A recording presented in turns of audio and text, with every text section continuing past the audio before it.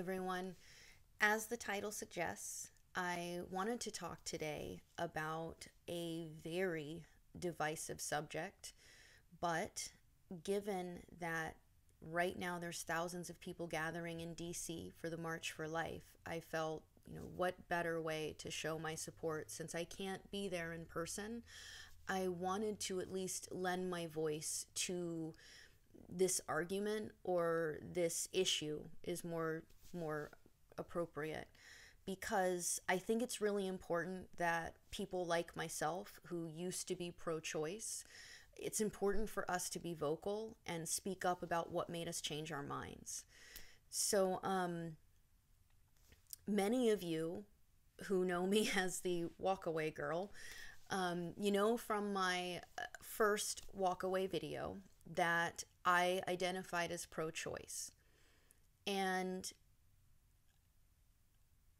at the time, I would say that I was personally pro-life, meaning I've always grown up believing that if I were to ever have gotten pregnant and didn't want to raise the child, that I would have given it up for adoption.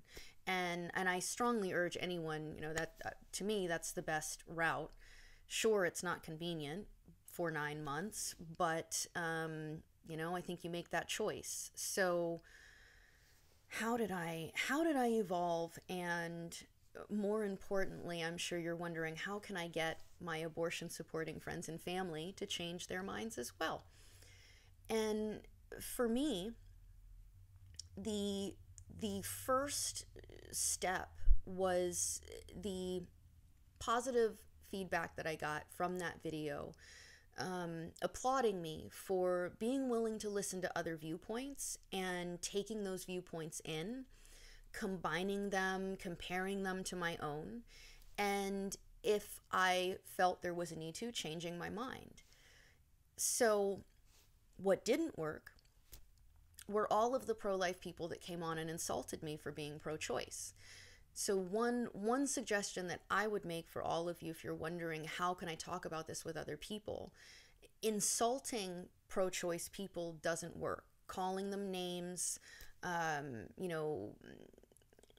damning them, cursing them, it doesn't work. All it actually does is kind of further strengthen their resolve, and it honestly, it makes you look like the intolerant conservatives that they think you are. So what did work were the greater numbers of people that reached out with kindness, that reached out with compassion, patience, that actually wanted to talk to me about my views and present their own. There were a few, there was one person in particular that I give enormous credit to. I'm going to get to her in a second, but the first kernel, the first, seed of doubt that made me start questioning this was actually Ben Shapiro, and he's, I believe he's the keynote speaker at today's rally. So I wanted to make sure that I mentioned that it was something that he said initially that got me to change the way I was thinking about it, or at least that got me to be open to listening to others' opinions. And it was actually very simple, and it was so simple that I don't know why I hadn't thought of it before, but I think I was still so wrapped up in my own, SJW logic that I didn't want to hear it. But because I had these other viewers, thanking me for listening to the viewpoints of Republicans, listening to the views of Trump voters, and realizing that we could compromise on a lot of things. And so that gave me the motivation, or it gave me the encouragement to keep going and to take that to other issues, one of them being abortion. So it was a Ben Shapiro episode that I was watching, and I don't remember which one it was, but that's all right. What he said was that for just a moment, put yourself in someone else's shoes, put yourself in someone else's perspective. And that other person believes that life begins at conception. So adopt that into your heart as if that's your own viewpoint, whether it is or not. If you believed with all your heart that life began at conception, and you saw men and women supporting the termination of those lives, how would you feel and how would you react? Would you be okay with it? Or would you be as passionate as pro-life people are? And it was that. It was, if you were looking at it as these are millions of unborn lives being murdered, these are human beings, these are people being murdered, would you not feel a moral obligation to say something, to stop it? You know, if you believe that, does it not make sense that they are out protesting, that they're out at abortion clinics trying to urge women to choose adoption instead? And it was really that thought of, let me put myself in the perspective of someone who believes that life begins at conception. And at the time, I didn't. I didn't realize I had as narrow of a definition as I did, but at the time I always told myself that life began at the heartbeat and it began at the central nervous system. That's still very early, but it still not as early as conception. My views have changed. I now believe very much that life begins at conception, and I'm going to get into that in just a second. But I wanted to first start by really giving credit to someone very special. She's on Twitter. I hope I'm saying her name correctly, but Camellia Alexin is a woman on Twitter who she was also used to be pro-choice, and she is now very vocally pro-life. And I very much credit and thank her. That was grammatically awful, but I thank her so much. And I've reached out and I've thanked her before, but I don't think that she gets enough credit for the hard work that she does on Twitter defending unborn lives. And I'm going to link to her account so you can please give her a follow, because she's amazing. But back when I first had my walkaway video come out, I had sent out a tweet that got ratioed like crazy. And for, like 2 to 3 weeks, I was just getting a constant barrage of abuse from the left. And one of the things that came up was abortion, was women's rights. And a lot of people on the left were becoming very insulting towards me for even just saying that I was leaving the Democrat Party, because they assumed that because I was leaving Democrats that I, for some reason, no longer supported abortion rights. At the time, I'd already seen that Ben Shapiro quote, and so I already had put myself in the shoes of someone who was pro-life, even though personally I may not have identified as that. What I saw was just awful. These women that claimed to be feminists, that claimed to support choice, were so ugly and disgusting. I actually had one woman tell me that she wanted to curb stomp me, and another woman chimed in saying that she would help.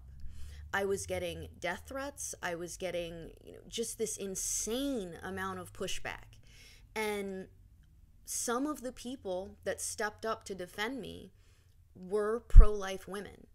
And one of them was Camellia. So I have, if I hadn't gotten that abuse online, I wouldn't have met some of these incredible men and women who saw that even though I was still pro-choice, and I was saying in my tweets, I'm pro-choice, but I respect someone's decision to be pro-life.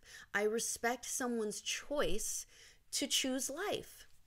So seeing the, having these other women and some men step in to defend me, even though I was still saying I was pro-choice, but they were willing to step up and speak up on my behalf and speak up on the behalf of other pro-life people.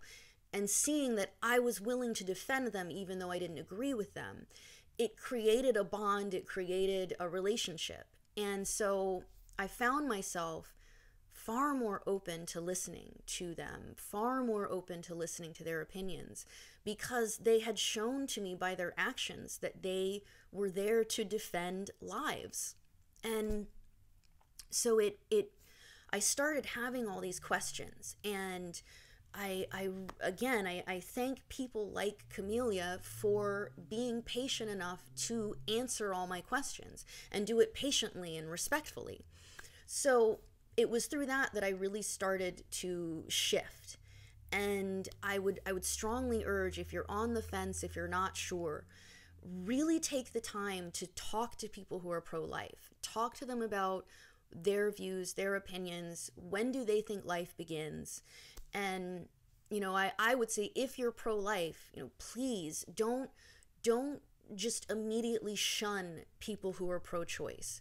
They, like me, are deluded. They don't know the truth. They don't know the actual science. They're listening to Planned Parenthood.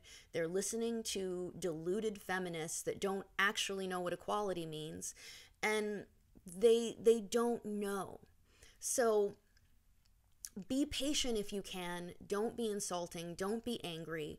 And, try to show them by example what it really means to be a defender of life.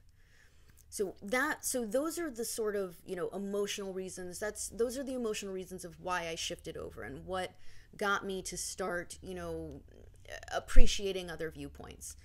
But what has now really sealed this deal is the science behind it. And there is a lot of science behind the knowledge that abortion isn't healthy, that it's murder, that life begins at conception. And I wanted to try to get through some of these statistics that I have, and I'll do it as quickly as I can. I'll link to where I got this information, but I thought it was important because the theme for this year's march is pro-life is pro-science. And if you want to lie to yourself and say that's not true, you can, but it's not true. So let's first, I want to go with some statistics about fertilization, about pregnancy, gestation, that's the word I'm looking for. And I think these are important. And so if you agree, then please like and share this video, because my videos have been, just algorithmed all. Anyway, so here are some statistics. Here is some science. And I am deliberately staying away from the spiritual and religious arguments for life, because I don't think that's what's going to work on people that are pro-choice. I think they need science. So here's some science for you. At fertilization, the genetic composition of humans is formed almost immediately, and that's considered gender, eye and hair color, and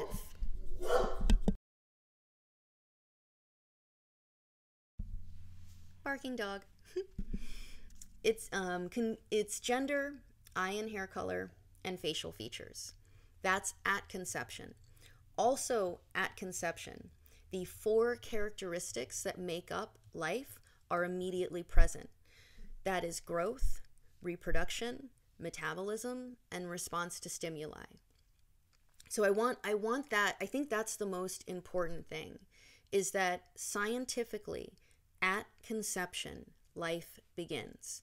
If you're like me, where I was thinking science, and so I'm thinking metabolic systems, circulatory systems, when those things are present, that's when life begins. Well, there you go. Life begins immediately. At 3 weeks, the unborn baby will have eyes and a spinal cord. At 4 weeks, this is where I was. The unborn baby will have a heartbeat and a circulatory system. That's when I initially thought that life began. I have since changed. I now believe it begins at conception. This one really got to me. At 9 weeks, 90% of the body structures in full-grown humans are present in an unborn baby. At 12 weeks, the nervous system has now developed. And I'm going to be really honest with you guys. Looking up these statistics, I was crying the entire time. I've gotten that out of my system. I'm going to try to get through this without tearing up. But this is some heartbreaking stuff. So at 12 weeks, the nervous system has begun to develop, and after an abortion, doctors have observed that some babies will try to suckle. At 16 weeks, the eyes, arms, and legs are able to make coordinated movements. At 18 weeks, the cerebral cortex has the same number of nerve cells as a full-grown adult, and pain receptors have spread to all portions of the skin. At 18 weeks, your unborn baby will be able to feel pain. At 20 weeks, your unborn baby can sleep, it wakes up, it hears sounds. It is up through this point that, per Roe versus Wade, a woman can have an abortion at will. At 28 weeks, unborn babies exhibit the same mental and muscular behaviors that a crying baby will if they're surprised or shocked by a loud noise. At this time, they're more sensitive to pain than a baby that's carried to full term. However, if a baby is prematurely born at 28 weeks, the survival rate is 95% with specialized care. So I just want you to understand what's happening in your body if you're pregnant, and how soon your baby begins to really exhibit all the traits that an adult would. But abortion affects more than just the unborn baby. It also affects the women that have them, both physically and mentally.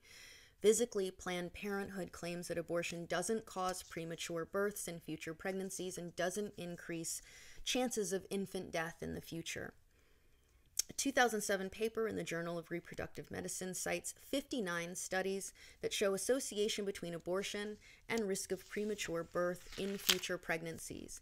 In 5 of the largest and most recent, all found increases of premature births in women who had an abortion. The risk increases if the mother has more than one. Mentally, Planned Parenthood claims serious emotional problems after an abortion and long-term are less likely than they are after giving birth. 2002 study by the state of California found women who'd had abortions are roughly 3 times more likely to suicide in the 8 years following the abortion versus women who delivered their children. So let's recap. Life begins at conception, and a lot of women that have abortions get really depressed afterward, and some of them kill themselves. Additionally, if they don't and they continue and they decide to have children in the future, they're more likely to have a miscarriage, or their child is more likely to have health problems. So let's get into those. One of the health problems, that's a good segue, actually, because one of the biggest bones of contention between pro-life and pro-choice people is Roe versus Wade. Right now, many far-left activists, many abortion supporters believe that Roe versus Wade is going to be threatened in the Supreme Court. Many pro-life advocates strongly wish that it would be overturned. I am one of those people. I would like to see it overturned. You can be angry with me about that if you want to. I really don't care. Roe versus Wade and Doe versus Bolton mandate abortion is a legal right up to birth if a doctor determines it's necessary to preserve the mother's health. Not life, health. Pro-life advocates, I do want to say this is important. I have yet to meet a pro-life advocate that believes that a woman whose life is in danger shouldn't have an abortion. I agree, but at the same time, I also think that's a choice. There's a lot of women out there that are willing to risk their lives for the lives of their unborn children. And I commend every woman that does that. I don't know if I'd be able to do it. That is probably the worst decision, the hardest decision that a woman ever has to make in her life. I can't even imagine. But I don't know a pro-life advocate out there that thinks that a woman whose life is in danger shouldn't be able to have an abortion. A lot of them also believe that, victims of rape and incest should be allowed to do it as well. Personally, I agree. I would never tell someone who had, their autonomy taken away from them that they then have to spend 9 months carrying their rapist child. However, I would strongly urge them to consider that it was not that child's fault, that the way the child was conceived was not their fault. And so maybe if you can find it in your heart, if you can find it in yourself to carry the child and put it up for adoption, if you don't think that you'd be able to raise it, I think that is a really brave, courageous decision to make. It's incredibly selfless to have something so horrible done to you and make the decision to allow life to still happen. But the big debate here is that whole part of preserving the mother's health. What does that mean? There's a misconception that it just means that their life is at risk. What a lot of people don't realize is that in both of the legal cases I mentioned, health is defined. Health includes circumstances like stigma of unwed motherhood and the distress associated with the unwanted pregnancy. I don't understand how, if you have the facts, if you have the information, I don't understand how anyone could still be pro-choice. I don't understand how anyone could still support abortion at will when you actually understand fetal development, when you understand that this is a life we're talking about. So I'm getting long, but this is important, and this is literally life or death. And so if you're still here, please like and share this video. Please, because ever since I went to that walkaway march, my channel was killed. You can see it in my stats. I went from thousands of views a video to now I'm lucky if I break 1,000. So the only way that this information is going to get out there is if you're able and willing to help me by sharing it. So I'm going to close with some words from our president that mirror my own. In 2015, during a Republican primary debate, when asked about his change of position on abortion, Donald Trump replied, "I've evolved on many issues over the years. I am pro-life, and I am very, very proud to say that I am pro-life." I did the research, I did the reading, I had the discussions, and my mind has been changed. I am no longer pro-choice, I am pro-life, and I am very proud to commit the rest of the time that I have to advocating for pro-life issues. Owen Benjamin had a really great quote that has stuck with me for a while now, and I'm going to leave on that. 100% of the people directly affected by abortion do not get a say on the matter.